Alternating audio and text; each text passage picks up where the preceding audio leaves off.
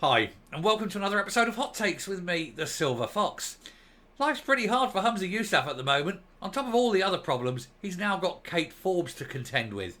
She's up in arms about the hospital not being built in the Highlands, and she's joining a campaign group and is going to protest. And of course, people will listen to her far more than they listen to Humza Yousaf, if truth be known. And this is another example of him being on the wrong side of what people think is important. He keeps pushing the narrative of independence, and she keeps pushing the narrative of can we have a hospital. I think it's clear whose side the majority of people will be on, even if they don't vote SNP. It's just common sense. And so yet again, Humza Yousaf is going to have himself a battle, and he will not be able to spin his way out of it. After all, she knows where the body's buried. She knows how much he is spending on all the other things that aren't hospital related. It's not good, is it? It's not good when you've got people within your own party continually challenging you because your policies are so bad, so wrong, and so very, very unpopular. Let's take a look. So Kate Forbes to protest against Highland hospital delay after the SNP government bombshell. They announced these things and then they realise they haven't got the money to follow through. And when asked why they haven't got the money, it's because they've wasted it on other things. And we know exactly the sort of other things they've wasted it on. It was confirmed this week that NHS construction projects were being delayed by 2 years. So they'll be restarted by Labour then. That'd be a good start for the Labour Party when they become the leaders in 2 years' time after the next Holyrood elections. But this is including a planned new hospital in Fort William. Of course, this is where Forbesy is up in arms about it. She wants that hospital to be carried on now. Kate Forbes is set to join a mass protest after the SNP government called to halt all work on a new hospital for the Highlands. It emerged this week that NHS construction works across Scotland had in fact been delayed for at least 2 years because they haven't got the money. You know, you've got lots and lots of things they can spend money on and they choose to waste it on the usual old rubbish that benefits no one. No one at all. Among 12 projects being scuppered is the new £160 million hospital in Fort William. Preparatory work has already started on the Belford site, while work on a full business case is reportedly at an advanced stage. I will say that they found £62 million the other day for emergency, let's pay the councils some money to stop them not going ahead with the council tax rise and keep their freezes.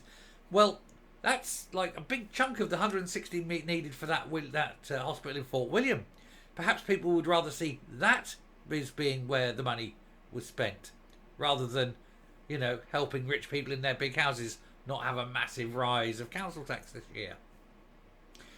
Anyway, that's all been put on hold after Health Secretary Neil Gray admitted that he didn't know what he was doing. That there was no money to take plans forward.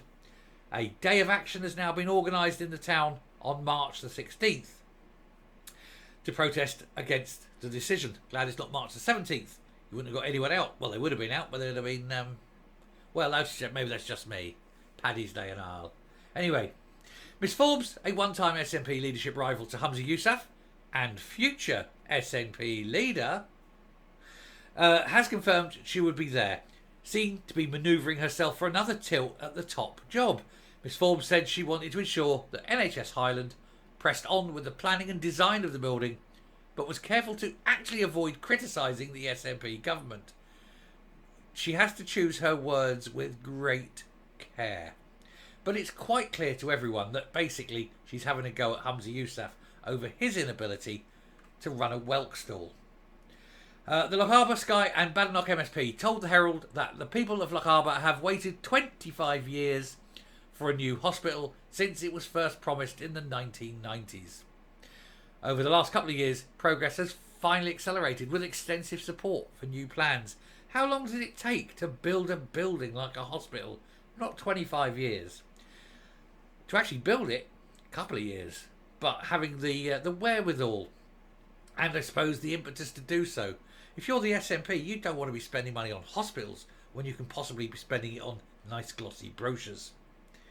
To suspend planning and design work now, she said, after such progress would be wasting years of finance, work and energy. And I will be marching alongside the local communities, and I hope this will demonstrate the strength of feeling on why the NHS Highland must proceed with the planning and design. This is the only way to maintain momentum, preserve community support and keep the hope alive that we will one day see a new Belford. People would rather have a hospital than a glossy brochure telling them how nice the EU will be when they finally join it in 130 years' time. The Belford Hospital was supposed to open in 2028. Fat chance, 2038 maybe. And the NHS Highland has said it intends to press on with initial design work. However, the Scottish Government and Health Board are under pressure to allow plans to advance further. The protest is set to include a march with pipe bands, lorries and tractors, according to the Press and Journal. The group said progress towards our new hospital was dismal until the last couple of years. Yeah, and then it accelerated up 25 years of nothing. And then they realised, the SNP realised, we've got to do something, make it look like we're not completely abandoning these things. So they went, we'll do a few announcements, because announcements are cheap, you know. You can announce things without actually doing them. And that gives the impression that you're doing something without spending the cash. But when it actually came to sort of putting your hand in your pocket and pulling it out and paying someone, no. They weren't going so far as that. That's a bit extreme, you know, actually building the things that we've promised.